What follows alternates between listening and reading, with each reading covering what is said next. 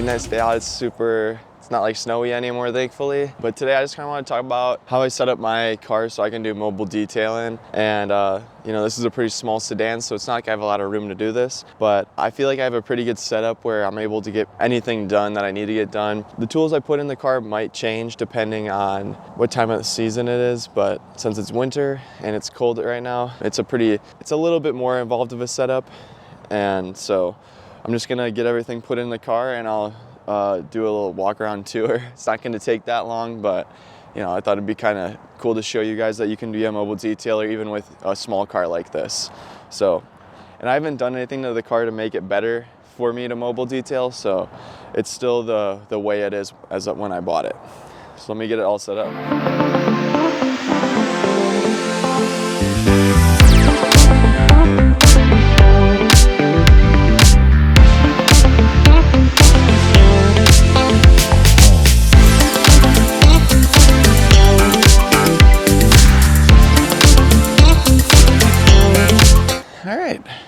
So you can see I got everything in the car, loaded up the back seats, and then also this trunk area. Don't have anything in the front seat, which is good. So you're gonna notice that there still is more room. Like I could put more tools in the car, but when it comes to unloading and loading the car, I like to take as little stuff as possible usually. And I know that all the tools in this car can take care of, you know, 99% of all of the different types of dirt and stuff I'll run into detailing. Without further ado, let's just get into it. Basically what I like to do is I like to load up my trunk with most of the larger equipment. Let me just take out things one by one and you can kind of see how it's assembled too then.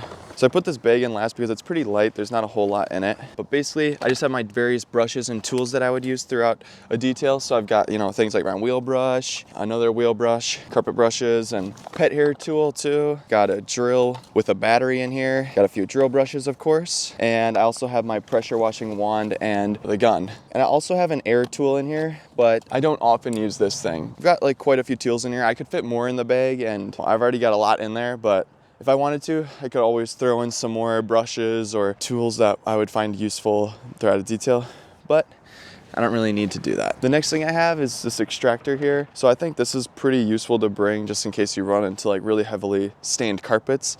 It's not necessary by any means, but I find that when I need it, if I don't have it, then I'm kind of screwed. So I just always bring it with me. And I got this little one, it's called a Bissell Spot Pro or something. It's nice and portable. And now you can see it. So I got the pressure washer back here, but before that, I'll just show you all the different hoses and stuff. I just have these lodged in at the bottom below my bag of tools. And so I've got my different hoses. So I've got just the standard water hose, pressure washing hose, and then also an extension cord. And I'll show you the extension cord because it's a little weird. This will leak water sometimes. So if you are putting this in your trunk, just make sure you got some kind of, I like to have the plastic floor mat, but just have something in there to prevent the water from really messing up your carpet or soaking into it too much. So I've got this really nice extension cord. You want one with a high gauge so that it can handle a lot of amps. So this is about a 50-foot cord. One thing that's kind of unique about it is it has 3 outlets for power. So this is really nice, but you have to be careful because you don't want to blow a fuse. So I'll usually only use like one at a time if you're trying to swap between 2 tools a lot. So like if I do bring my air compressor per se, then I could load that up, have it running, and then once it stops running, then I could maybe start vacuuming something, or you know, vice versa. So I just want to make sure that the air compressor isn't running while I use anything else, or the vacuum doesn't have anything else running while I'm using it. So you just have to be careful. So while it does have 3 heads, it's super nice, but you could easily blow a fuse with some of these tools in here because these are very high wattage tools. Like this pressure washer, for example, this is definitely 1500 watt. And I noticed that because as soon as I start using it, the light in my garage will like flicker. So it's kind of hitting the limit there in terms of how much power it can output. So this is my pressure washer and I just had that tucked in to the back there. That usually won't leak because of how it's built. And then the last thing is the vacuum. And sometimes I'll just throw this in my back seat because it is a little clunky to try and get out. As I do it perfectly. You can see it's a pretty simple amount of stuff in here. It was all fitting just perfectly. There was no really space or anything else unless I wanted to throw more tools in the bag or maybe another wire or hose or something like that. But that's what works for me, is getting all that stuff in the trunk. One thing I just want to note is I am able to put the back seats down, so I could like put really long objects in here. When it comes to like getting all my detailing tools in there, I don't usually need that.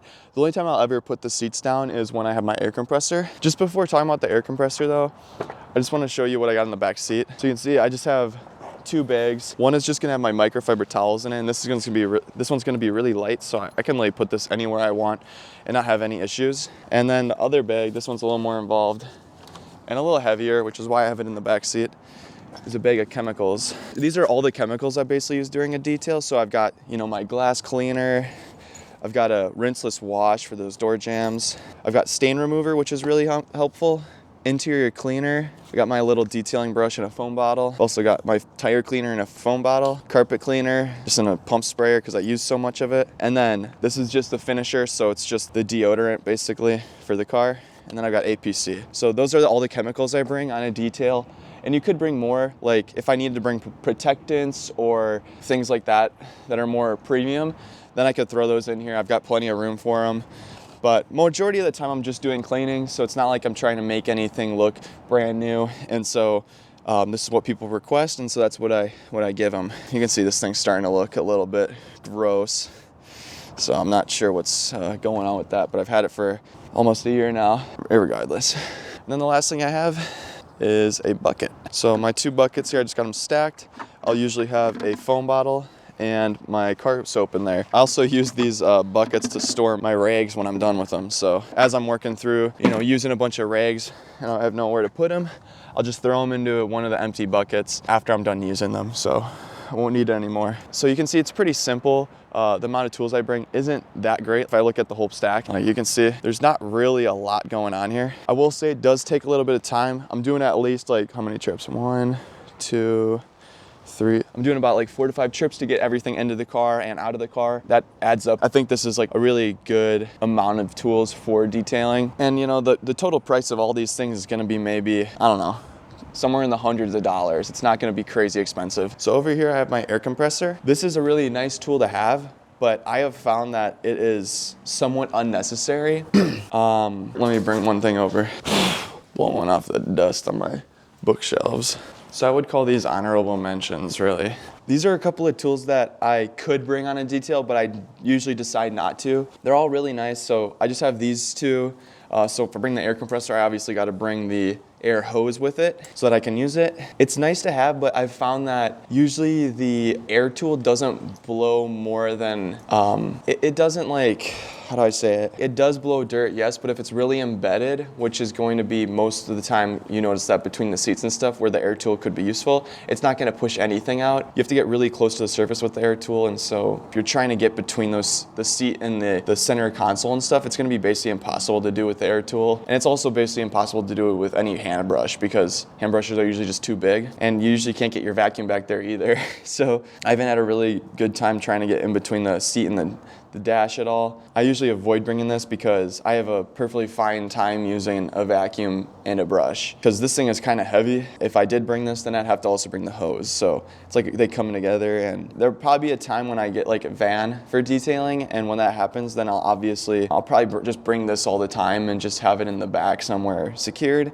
But for now, I usually avoid using it. It does have its benefits for sure, but for me, I decide to go without it just so I can have an easier time loading and unloading. Wow, that is kind of, The other tool, and this one I'm probably gonna start bringing along just because it's really portable, lightweight, and it has a lot of uses. This is a steamer. I haven't been using it just because of the cold weather. It just makes it so hard to use the steamer properly that it's just not worth it. I was using it for one video a while back, and the water in the line just freezes because it's not really that well insulated. So if you're trying to use it outside and it's like mildly cold, the steam in the line will just like turn back into water, and you're basically not gonna get that hot water that a steamer is known for out of it. Oh man. Here, wait, I got a better idea. So like a steamer is great for like getting a lot of, you know, different parts of a car. It's like gonna basically be the only thing you need when you're doing the dash area. I'd just be careful around screens and electronics. You just have to be worried mostly about burning stuff. I think this is like a really nice tool, and once it starts getting nice out, I'll probably be bringing it along with me every detail. It's like a powerhouse. You can use it on seats, carpet, dash, like literally anywhere, and it's like great for crevices, or gummed on things. I feel like a really gummy dirt on like a carpet, it can be kind of hard to get out with just a carpet cleaner and drill brush. But with this, it'll soften it up, and you could probably just pull it right off and then clean it. So yeah, I'm really excited to start using this more. It does take a while to heat up and stuff, but you know, I got a pretty small, cheap one. It was like $100. The last one is this Keter workbench. So I'm probably gonna actually start bringing this on details with me just because it's really nice to work on an elevated surface when you're cleaning your floor mats and whatnot. So I'd probably start bringing this just so I don't have to do it on the ground. I'd just be a little bit cleaner in the whole process rather than, you know, having to vacuum both sides after. I could just put them on here and I know this is clean. So when I do the floor mats and stuff, I only have to clean one side and it folds up pretty nice. So could definitely just throw this in the trunk and then just throw my tools on top of it really easily. So as you can probably tell, detailing really isn't that complicated, especially when it comes to, you know, the different tools you need. I have learned a lot detailing that, you know, I didn't know initially. So there's like a bunch of learning to be had. Honestly, when it comes down to it, it should be very approachable. Like I'm literally using the smallest form factor car other than, you know, a mini compact. And so if you have something like an SUV or a sedan or literally anything larger than, you know, a small sedan, then you should be able to do mobile detailing without really a hitch. You know, there just is that like initial cost that you're investing into your tools and the different chemicals and all that, which is definitely under $1,000 if you want nice stuff. And I'm not talking about like top of the line or anything. I'd say these are all pretty nice electronic tools. I'll give it that. I'm not gonna dog on them. The one thing I'm not sure about is the vacuum. I often have to agitate. I feel like it just doesn't vacuum amazingly. It does a good job though. Usually when you get a vacuum, they usually say to aim for about 5.5 horsepower or 5 horsepower because if you get any more than that, it's just gonna be sucking onto the carpet really hard. I found that I don't really think this sucks onto the carpet that much at all. So I would honestly maybe get something else, but well, that's besides the point. So that's my mobile detailing setup, pretty simple. Like I could be a little more organized, like some of these bags are just, I kind of just throw the tools in and stuff, but it gets the job done. I'm not too worried about it. The only thing that's annoying really for me is trying to unload and reload all this stuff just because it does take a lot of time. So you can see here, this is where a lot of my tools are stored after I'm done detailing. So I'll usually bring them all back here and you can see I've got all the pads and different tools, bottles, chemicals, got my pressure washer extractor. So this is kind of where I got everything. So you're gonna definitely need some space to store all the tools if you don't have a van where you can just hold them. I just have some of my stuff just laying in a corner here because I don't have enough room, and over here as well. That's just another consideration. You're gonna need a lot of room. I eventually want to get some kind of place to detail. So for now, you know, I'm just working out of the house. You know, one day I'll have like I'm always looking at the Ford Transit Connect. It looks like a nice little minivan for. Or not a minivan, a nice little work van, so it's not too large and definitely could fit all this stuff in there. Get some shelves loaded up, you know, get some straps to hold things down and whatnot. But until that point, until I really want to take this off more and become a lot more busy, I'm just going to be doing this with my personal car and enjoying the savings or something. So if you were, you know, worried about if you could get all your tools in your car, hopefully this kind of helps you to answer that question, because it can seem like there's a lot to bring on a detail, but really you can bring it down quite a bit if you're realistic with yourself. Like what is actually useful when you are detailing? And so that's the kind of questions I've been trying to ask myself a lot. And I've kind of paid the price because I got so much stuff right now that I don't know what to do with some of it, but I'll be all set. Thank you guys for watching, and I'll talk to you later.